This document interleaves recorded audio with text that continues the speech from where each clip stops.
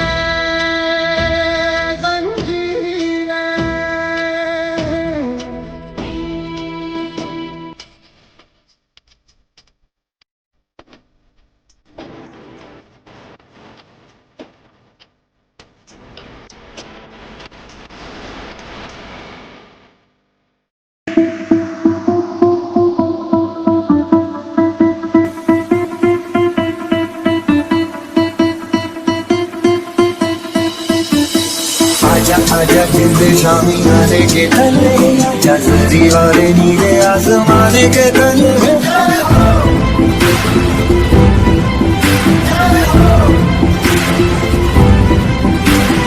आजा आजा जिंदे शामी आने के तले आजा जरी वाले नीले आसमाने के तले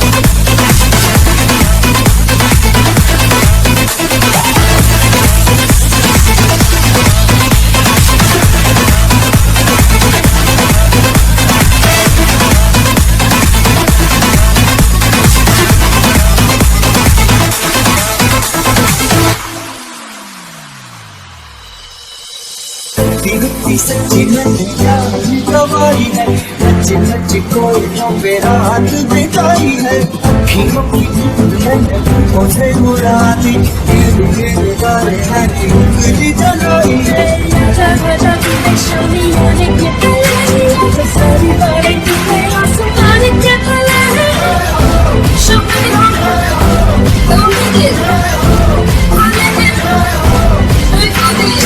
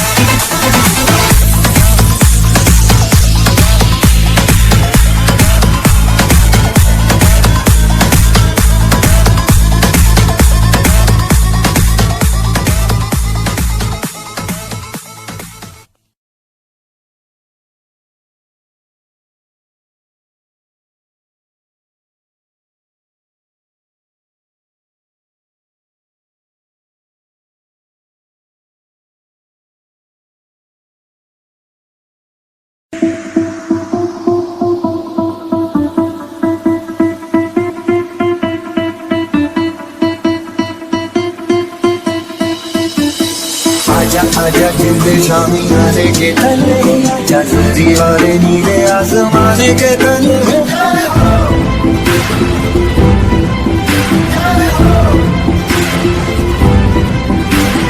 आजा आजा जिंदे शामी आने के तले आजा जरी वाले नीले आसमाने के तले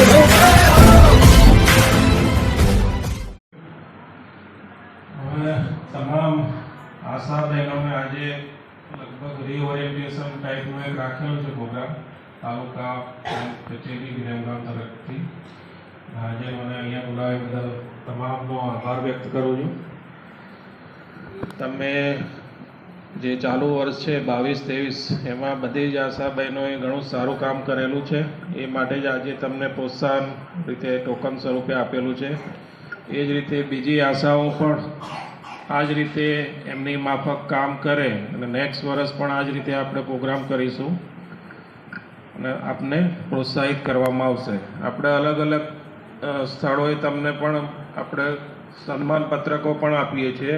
15મી ઓગસ્ટ હોય કે 26મી જાન્યુઆરી હોય, એમાં જે પણ આશા બહેનોએ સારી કામગીરી કરી હોય આરોગ્યલક્ષી પ્રોગ્રામમાં એમને પણ આપણે કલેક્ટર સાહેબ અથવા તો માનનીય એમએલએ અથવા તો મંત્રીશ્રીના હસ્તે પણ આપણે બિરદાવતા હોઈએ છીએ.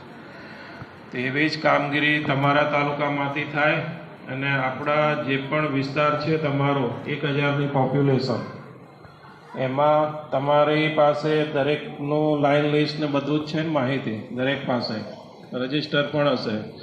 તો દરેકનું તમે હાઉસ ટુ હાઉસ વિઝિટ પણ કરતા હશો ને એમની આરોગ્યલક્ષી તમામ વિગતો તમને ખ્યાલ હશે કે કોને શું પ્રોબ્લેમ છે તમારા એરિયામાં, એને શું સારવાર લેવી જોઈએ અને ક્યાં આગળ એને રિફર કરવું જોઈએ એ બધું જ. અને તમારો મોબાઈલ નંબર પણ દરેકને આપેલો હશે, દરેક તમારા જેટલા પણ પોપ્યુલેશન હશે એરિયા. બીજું કે આજે જે તમને અહીંયાથી માર્ગદર્શન આપવામાં આવે દરેક હેલ્થ પ્રોગ્રામ રિલેટેડ એ તમારે સમજી લે, આજે શું કહેવાય શીખી લેજો બરાબર. અને બધાને જ ખ્યાલ હોવો જોઈએ કે કયા પ્રોગ્રામમાં આપણને કેટલું ઇન્સેન્ટિવ મળવા પાત્ર થાય છે, બરાબર. આજે જે વાઘેલા સાહેબે સમજાવ્યું કે આ યોજનામાં આટલું ઇન્સેન્ટિવ તમને મળે, એટલે તમારે એ રીતે પ્રયત્નો કરવા કે મને કેવી રીતે વધારે મેક્ઝિમમ ઇન્સેન્ટિવ મળી શકે દર મહિને. એટલે એ રીતે આપણી કામગીરી પરફોર્મન્સ તમારે સુધારવું પડશે. બીજું અલગ અલગ જે યોજનાઓ છે એમાં અત્યારે આભા આઈડીનું એક ચાલી રહ્યું છે, તો દરેક આશા બહેનોએ આભા આઈડી પોતાનું ફરજિયાત કઢાવી દેવા. બધાએ કઢાવી દીધેલા છે? કોઈનું બાકી નથી ને? એટલે આજે ના હોય તો આભા આઈડી જે આપણે શું કહેવાય એનસીડી પોર્ટલ છે, ટેકો આઈડી છે, પછી અલગ ઈ સંજીવની છે, પછી કોવિનની વેબસાઇટ છે, ગમે તે જગ્યાએ સ્કેન કરીને પણ તમે આભા આઈડી જનરેટ કરી શકો છો. પ્લસ તમારા એરિયામાં કોઈનું બાકી હોય, કારણ કે આપણે આભા આઈડી દરેક પોપ્યુલેશનનું નીકાળવાનું છે, એટલે તમારા વિલેજના જેટલી પણ પોપ્યુલેશન છે તમામના આભા આઈડી 31 માર્ચ પહેલાં કઢાવી દેવાના છે, બરાબર. તમારી ખ્યાલ છે ને કેવી રીતે કાઢવાના એ બધાને છે, સ્કેન કરીને કઢાવી દેવાના છે. આધાર નંબર માગશે ને એના ઉપર ઓટીપી આવશે ને એટલે તાત્કાલિક એનું જનરેટ થઈ જશે ઓનલાઈન. બીજું છે તમારા દરેકના અત્યારે કલેક્ટર સાહેબ રિવ્યૂ ઈ શ્રમનો પણ કરે છે. ઈ શ્રમ કાર્ડ દરેક આશા બહેનોએ કઢાવી લેવાના છે. ઈ શ્રમ કાર્ડ એમાં ઘણા બધા ફાયદા છે, એમાં 2 લાખ રૂપિયા સુધીનું એનું મળતો હોય છે લાભ, કંઈ પણ થાય તો દરેકે કઢાવી દીધેલા છે ઈ શ્રમ કાર્ડ.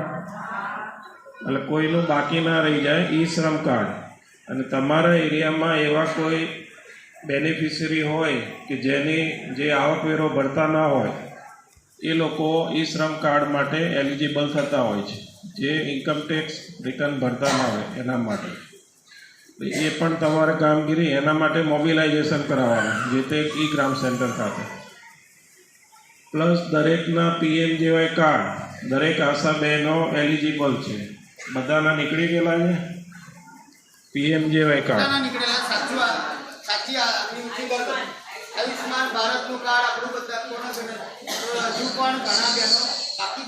સરસ.